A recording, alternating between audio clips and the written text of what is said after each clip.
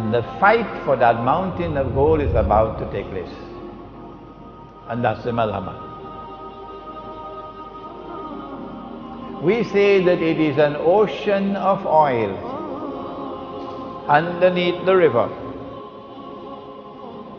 which one day is destined to function as gold.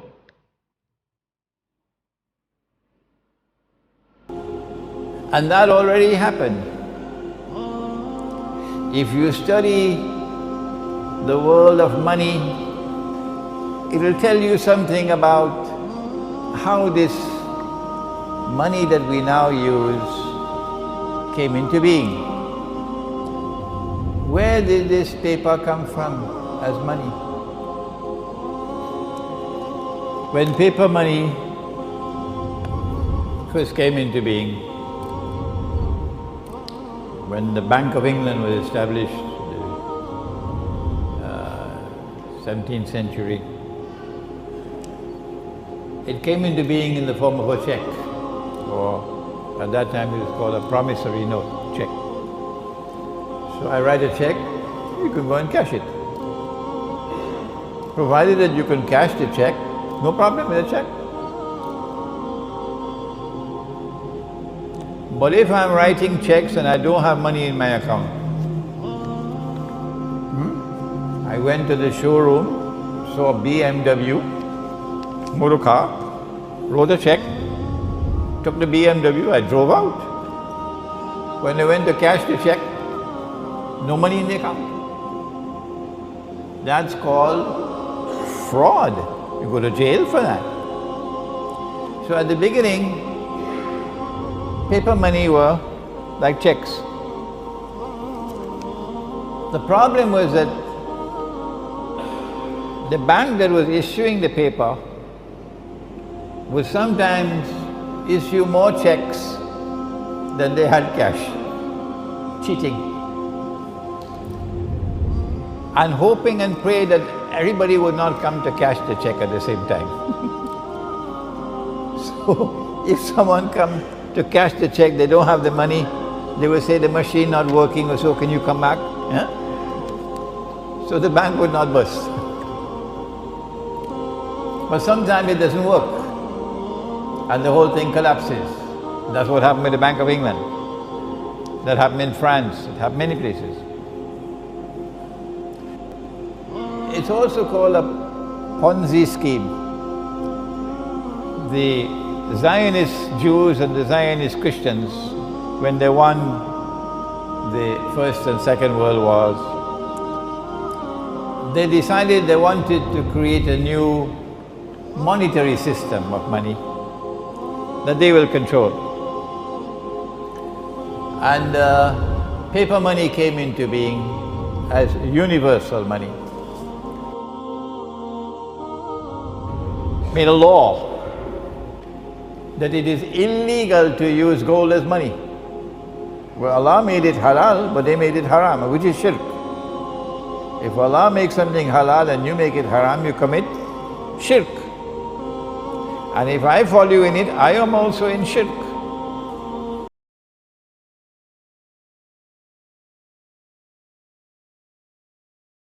Good system. And they agreed that in order to have it's called a fig leaf to hide the shame, they will take one paper money, only one, and you could cash it for gold. It's called redeeming in gold. And because they wanted the United States to become the new ruling state in the world, replacing Britain, they chose the US dollar. So at Bretton Woods in 1944, the United States formally replaced Britain, and Pax America formally replaced Pax Americana. When the US dollar was chosen, that only this paper could be cashed, and the rate was 35 US dollars. When you cash it, you get 1 ounce of gold. But that was only a fig leaf. The rest of the world of paper money was only paper. You could convert it to US dollars. So when you ask, what is the value of the Malaysian ringgit? No one will say, well, the Malaysian ringgit is worth so many Pakistani rupees. Huh? Or the Malaysian ringgit is worth so many Bangladeshi taka. No! Malaysian ringgit is worth so many US dollars. Huh? Because all the rest of the paper money in the world must now make sajda before the US dollar. Good. The problem was that the law permitted you, if you were a central bank, the law permitted you to take the US dollars and ask the American government to give me the gold. The law permitted it. And only one leader in the world, and he was Muslim, General Charles de Gaulle. He was not at all happy with an unjust monetary system which gave an unfair advantage to the United States over France. Charles de Gaulle was not so much concerned about the fact that you could take paper and make money. What he was concerned about was this was advantageous to the United States and disadvantageous to France. So he decided to sabotage the system. So he kept on giving the United States dollars and demanding the gold. Nobody has dared to do that. Nobody has dared to do that. Because you know, the United States has a big stick. But Charles de Gaulle kept on doing it until they removed him from power, the Zionists. He stood up in the French National Assembly and gave a powerful address condemning this monetary system. No Muslim leader ever did that. But we have to pause to give tribute to one man. The world has forgotten him, Ahmad Sukarno. One man, only one, in the whole world of Islam, only one. And Ahmad Sukarno, who today is forgotten even by his own people.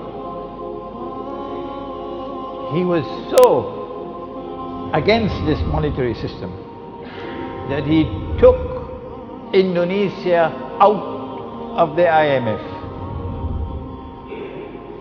And he took Indonesia out of the United Nations.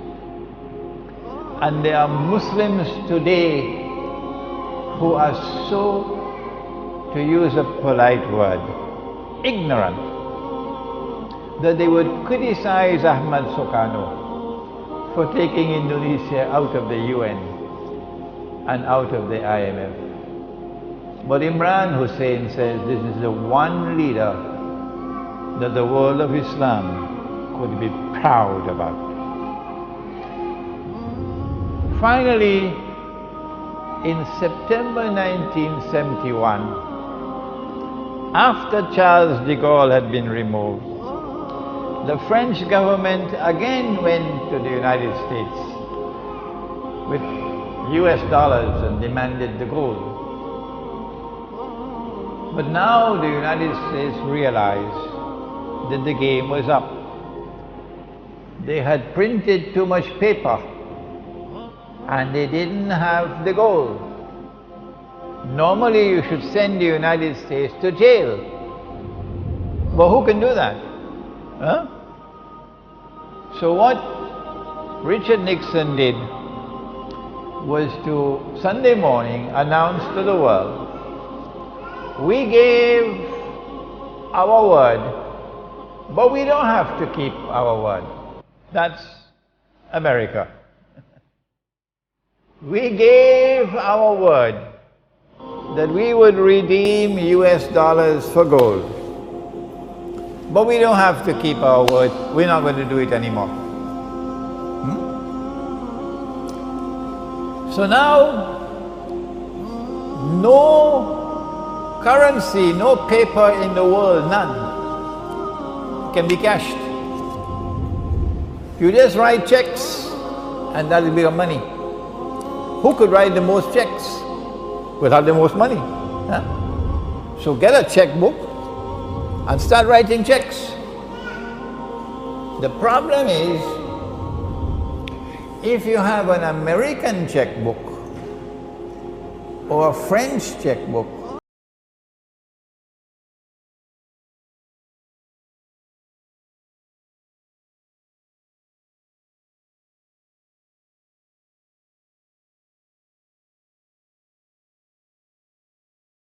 currency. But if you have a Bangladeshi checkbook or a Pakistani checkbook, you can write as many checks as you want. You cannot even buy a cup of coffee in Manhattan. See?